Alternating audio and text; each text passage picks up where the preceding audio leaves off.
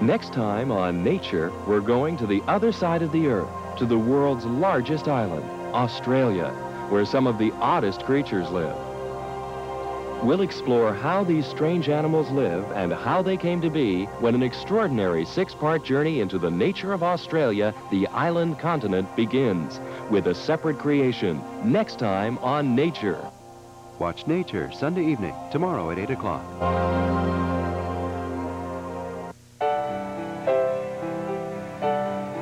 This is Channel 2 Boston.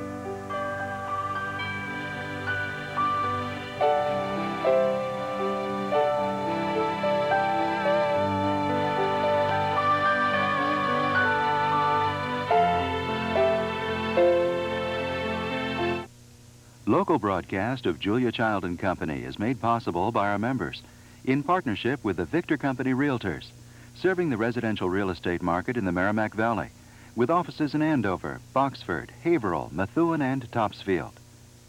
With the Johnny Kane Company, makers of all-natural Kane's mayonnaise. And with Welch's, makers of fine products from fruit since 1869, like Welch's Squeezables, jellies, jams, and preserves. From Welch's, America's Fruit Basket.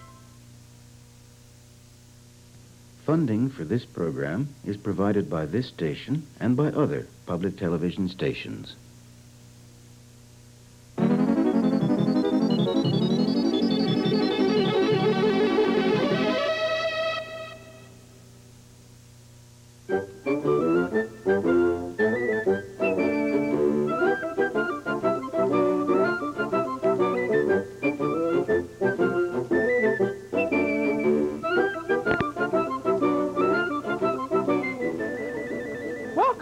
I'm Julia Child.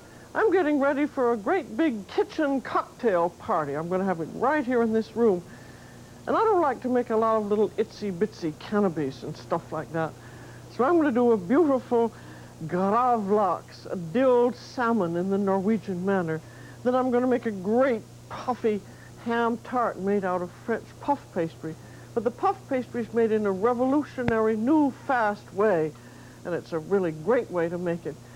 And then, of course, we're going to have the usual hard-boiled eggs, chicken wings, mini meatballs, oysters, clams, and peanuts, and red wine and white wine. And I'm going to make for you today the fish and the ham tart, and I'm starting out on the fish here. And this is a center cut of salmon, about 2.5 to 3 pounds, and anytime you get fish, feel along it and see if there are any bones in. And look at that bone. And I've got all those number of bones out of this area, so feel it with your finger. And then I'm gonna turn this into gravlax, which means it's a salmon that is cured with salt and dill and cognac. And it's done a great deal in Scandinavia, and we had it when we were in Norway. And it's raw salmon, but the salt cooks it. And it gets the most delicious flavor. It's a little bit like, it's like smoked salmon, but it's even more delicate and delicious. And it's terribly easy to make. All you need to do is to have the wherewithal to buy the salmon. And first you have a mixture of, for 5 pounds, you want 2.5 tablespoons of salt and 1.25 tablespoons of sugar. And you have the sugar in because the salt toughens the salmon and the sugar softens it. And put that on the skin side of the salmon, rub that in nicely. And then in Norway you'd have fresh dill, but my dill is rather sad, so rather than using fresh, I can put some of that in. I'm going to use some dried dill weed, and be sure that you smell it and make sure that it's nice and fragrant, and it usually is. And for this 5-pound salmon you would want about 1.5 tablespoons of dill, all told. And then you want a little bit of cognac, and I have the other side of the fillet in here. There's the skin side, and I have a little cognac there and a little salt and dill. So I'm going to put a little cognac on here, and when you want drops, just put your thumb over the bottle and shake it. For this amount, you probably want 2 or 3 tablespoons of cognac in all. And there, you notice the salmon has a thin side and a thick side. So there's the thin side here, so I'm going to put the thick side against the thin and the thin against the thick to make even it off a little bit. And then sprinkle on some more salt mixture on the top of the salmon. And then seeing I have some dill, I'll just stick that in there because it makes a nice, it gives a nice touch to it. And then put on some wax paper, and that's really all there is to it. And I've done, I've tried this method with striped bass and with bluefish, and I've sliced it first and then put on the seasonings, and it's been very, very good. I also tried it with sole, but I didn't think it was very good with sole because it was a little mushy. So now after you've done that, all you do is to put it in the refrigerator. And it takes about 4 or 5 days to cure. And after about the 3rd day, taste it and see what it tastes like. And it may need some more salt or cognac or something. But before you put it to rest in the icebox, put on a board, and then I've got a bread pan with a, there you are, you can see how it looks, a bread pan with a can in it. It's about a 5-pound weight. And that you want to, I always do it if I'm going to have it, do it a week before I want to serve it, so that I'm sure that it's properly cured. And now we have the puff pastry. And this is a piece of puff pastry. It's a cheese puff. And it started out about the height of my finger, and when you bake it in the oven, it swells up like that. And it's all leafy and tender and absolutely delicious. It's really one of the glories of pastry. And how it's made in the classical manner, we've done about 4 or 5 of them. In the classical way, you make a dough circle and you put a big square of butter in it, and then you fold the dough up over it, and then you roll it out and fold it and roll it and fold it. And eventually you get over 600 layers of pastry. But in this new revolutionary way, you do the whole thing together. And I have 6½ sticks of chilled butter cut into big dice. And then I have, in the rest of the bowl here, I have 3 cups of bleached all-purpose flour and 1 cup of unbleached all-purpose flour and 1 cup of bleached cake flour. In other words, it's 25% cake flour. And the reason for that is that anytime you're making puff pastry with American flour, you've got to lower the gluten content of the flour. So that's why you have the cake flour in. And it just doesn't turn out well if you don't. So remember, 3 cups AP flour, 1 cup cake, and 1½ teaspoons salt, and 6½ sticks of butter. And now I'm doing this in the machine because I want to make a large quantity, and it's so much easier. You could do it by hand, but if you do it by hand, I think it's easier to do half the amount and then combine them. And you just rub the butter and the flour between your fingers, but you want to leave the flour in large lumps. It's not as though we were making regular pastry dough. You know, this I'm standing right over it and watching it, and it wants to blend itself but still remain in rather large pieces. I'm going to see how that is. As you can see, some of the butter has been cut up and some of it's remained in quite large lumps. I'm going to give it just a tiny bit more. But it's just a very small amount of mixing. You could also do it in a food processor using half the mixture. And now we want to have 1 cup of iced water. And one of the great secrets of puff pastry is that everything be very cold. And just pour that in. And you just want to get that just so it begins to mass. There. I think that's right. Oh, I've got to get this off.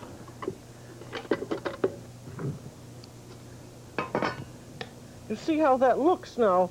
You still see that there's masses of butter. It has massed, in other words. but the butter is still in lumps. And now I'm going to roll it out, but I'm going to roll it out on a pastry marble. And this, if you're going to go into a lot of pastry, get yourself a marble and have it cut to the size of your refrigerator shelf, and then you won't have any trouble with pastry. And to find marble, look up marble in the telephone book or under tombstones, and they'll cut it for you. It'll last you a lifetime, and it's nice and cold. Now out she comes. And if that seems a little bit damp, you can put a little bit of flour on. Actually, the proportion of butter to flour is 5 to 1. So if you were doing it in metrics, it would be 125 grams of flour to 125 grams of butter to 100 grams of flour, which makes 5 to 4. Well, that is a little bit damp, and you're going to be amazed at what a terrible mess this looks like. But what you now do is to push it out into a rectangle. Just remember to use the heel of your hands, not the palms, and always when you're working with pastry, work very fast. And this rectangle is about 18 long by 8 wide. And you'd think, looking at this, how is she going to make anything out of that mess? But you will see. Then you take a pastry sheet and you're going to fold it in 3. Then put a little bit of flour on top. And then fold the other side over. And that gets a little flour. You can see why the proportion of butter is there's so much butter, because you have to use quite a bit of flour. And flour the bottom of it. And then you're going to make 4 rollings out and foldings up into 3. And if you're doing it in the conventional manner, you can make 2, and then you have to refrigerate things. But I should have put a little more flour on the top of that.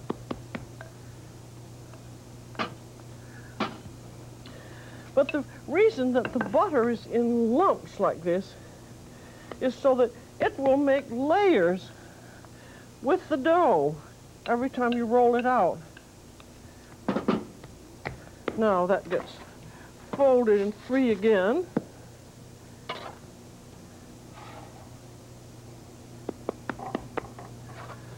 Now the other side. Now that's 2 turns that it's had. I think actually I got a little bit more water in than I should have, because I think I didn't. I got a little more than a cup. Well, that doesn't going to make any difference because we're just adding a little more flour. Now we have 2 rolls, and we'd make 2 more, and I think by this time I'll give myself a clean rolling pin. I'll find I'm a rolling pin freak. I got loads of them. This is an American ball bearing pin, and it's a great one because it does most of the work for you. But now see here, at the beginning of the 3rd turn here, that's beginning to look much more like a dough. I'll turn her over again.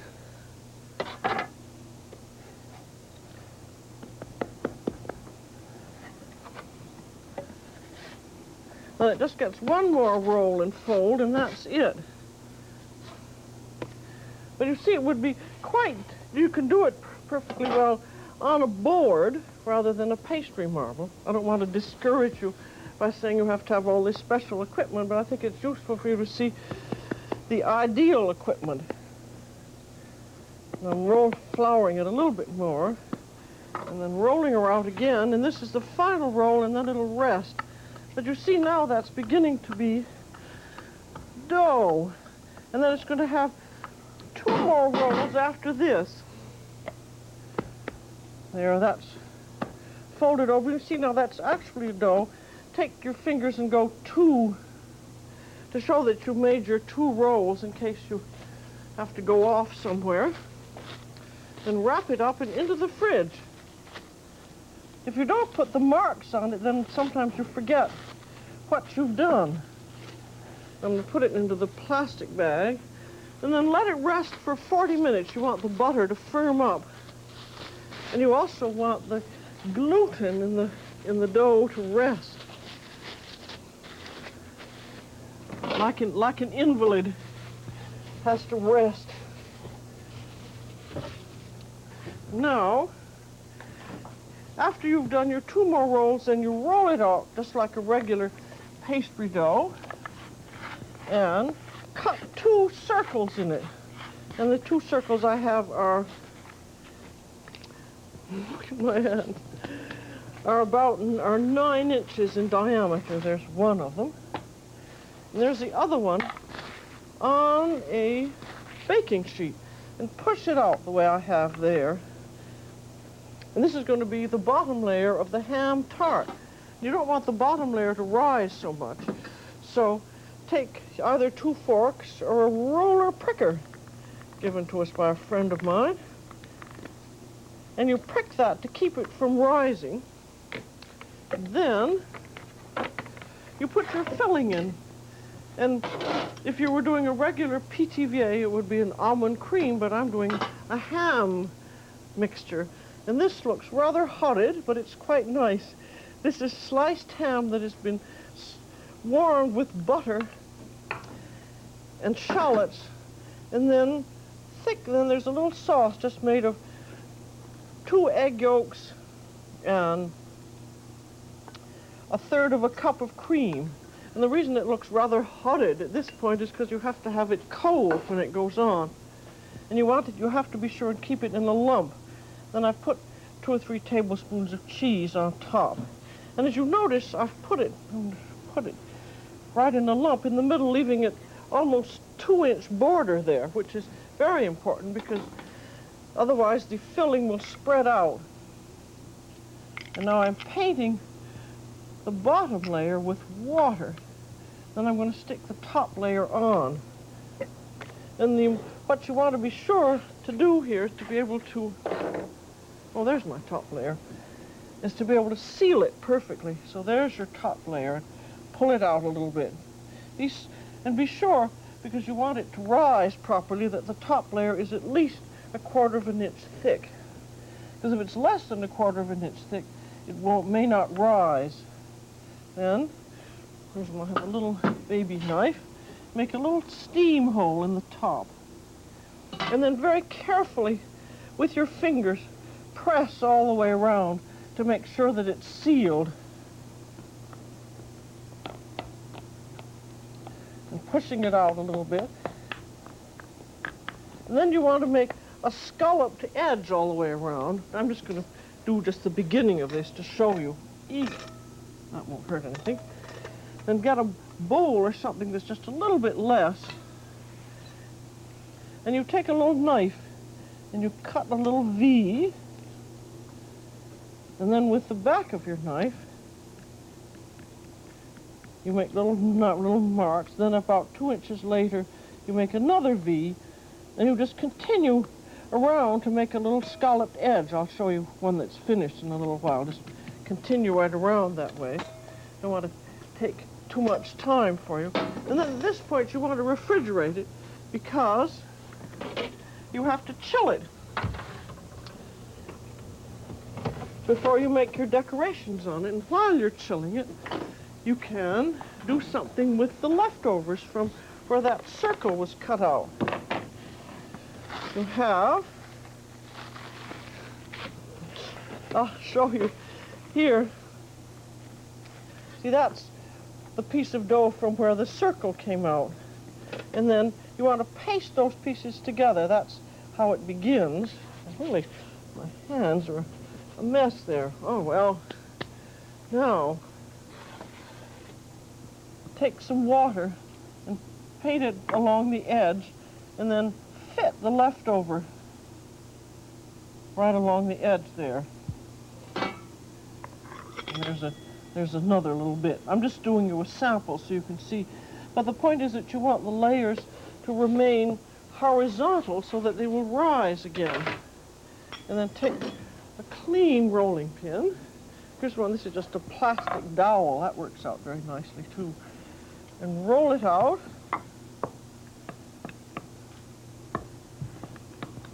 So it's all sealing itself together again. And then to make it a little neater, fold it again in 3. There's always this folding in 3 business. Then roll it out again, and then you can turn it into any kind of puff pastry creation you want.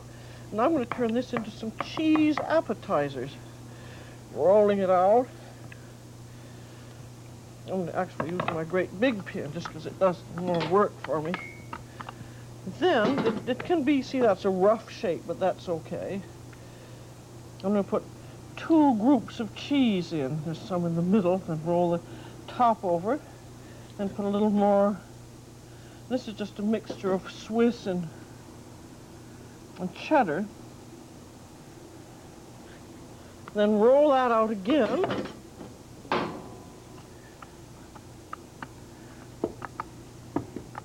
And fold it up again with cheese. Do it a second time. I won't continue with that because you get the idea.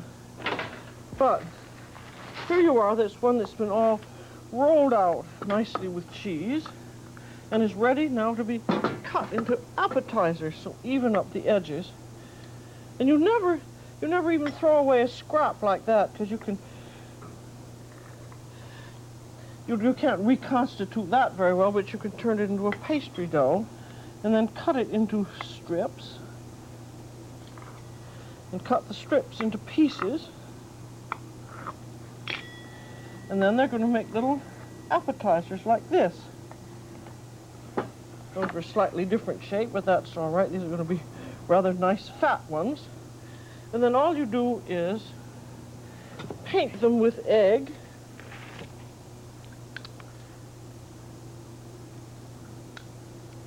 And put on a little bit more cheese and bake them.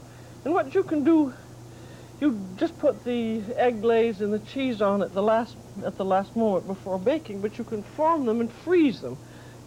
I've had some puff pastry that was frozen for 2 years and it was still perfectly fine. So that just shows what you can do with it. And now you put this into a 450-degree oven for about 15 minutes, and you end up with your little puff cheese appetizers. Aren't those nice?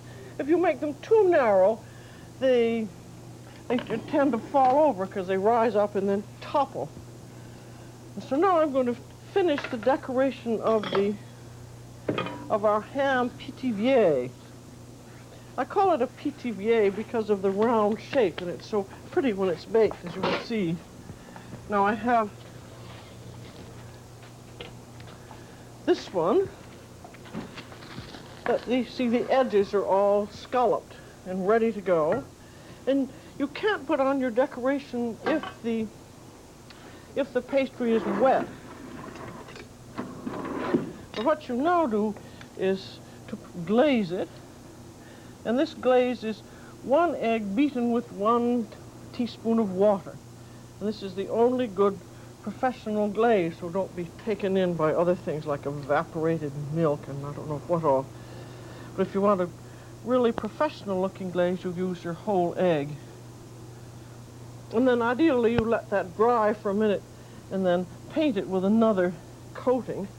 And this is just before baking. And then you take a little knife and make any kind of decoration you want. A pithivier has the spokes of a wheel like that. I'm going to do oval ones.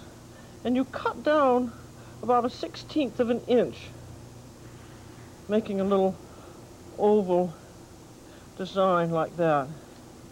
And then, because you've done it in the glaze, and you've cut into it fairly deeply, it makes a lovely raised design. And then do a little cross-hatching around, a little more carefully than I'm doing now, and you're ready to bake it in the oven. And that goes into a 450-degree oven, and you bake it for about 15 to 20 minutes until it's puffed and browned, and then you lower the oven to 350, and you have to bake it about 45 minutes because you've got to cook all those pastry layers. And when it's done, Look what you've got. Isn't that something? You wouldn't believe that that funny, flat thing could turn into this magnificent puff. It really wows them. It always really even wows me every time I see it. So now I got to clean up this kitchen and get ready to turn it into a cocktail lounge. So I'll see you later.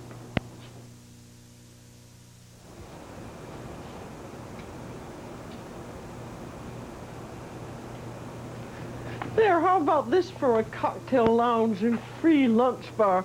This is my same old kitchen. And here's the stove top. And my husband made this big frame and lined it with plastic, and we got ice in it. And then he made a drain so the ice drains down under the cooktop counter. And so, which I can have a nice oyster and fish bar. Here's some clams, and the only thing is to have someone who knows how to open them. And I just serve lemon with them, which I think is, I don't like cocktail sauce because I think it drowns the taste of them. A few little cherry tomatoes for them that likes rabbit food, along with some fluted mushrooms. You've seen me do that. And some more raw rabbit food, because that's what some people like who are on a diet. And then we have these cute little radishes with just a little bit of sweet butter in them. And here's some beautiful Long Island oysters all ready to be eaten. And then here is our great piece of gravlax, the dilled salmon. And it's on a display here because I've cut some more that's ready to be served, and then this can be cut after everyone has admired the display. And then the cheese appetizers. I know we discussed that you can do the pastry and assemble them months ahead even, but I think they're much best when just cooked just before serving. And here we have hard-boiled eggs, very prettily arranged also with a pastry bag. And I certainly think for something like this, you want to learn how to use the pastry bag, which isn't very difficult. And then we have, I told you that you could do dilled other fish than salmon, and this is dilled sea bass, and it's just delicious. And here are the dilled salmon already cut, and there's some more hard-boiled eggs, and here's some pumpernickel bread that you spread with butter and put your dilled sliced fish on. And then here we have Peking wings. These are chicken wings that were marinated with lemon and soy and fresh ginger and a little wine for several hours, and then drained and sautéed and then simmered with the soy sauce and the wine. And they're absolutely delicious, and they're good either hot or cold. It's one thing also that's good just as well on a picnic, because you can take them along cold. And I think people like something a little hearty, and then of course some people don't like all the fish that we've got. And then here are some mini meatballs. And this is hamburger with some nice seasonings in it and a little bit of sausage meat. And then here are our great ham tarts, our ham PTVA. And I'm going to cut you one. You want to use a serrated knife, but you can hear that sort of crinkle crunch as you cut it. Those are those layers being cut through. And there you are. You can see a little bit of ham layer in there. And you can see that also that you wouldn't want to, you have to be very careful that it's fully sealed together so it'll rise up and look absolutely beautiful. And so I think I'd better split and get dressed because my guests are coming any minute. So bon appetit and come to my party. Stay with us now because springtime's at its best in New Zealand next on the Victory Garden, followed by more good cooking with Jeff Smith, the Frugal Gourmet at 5.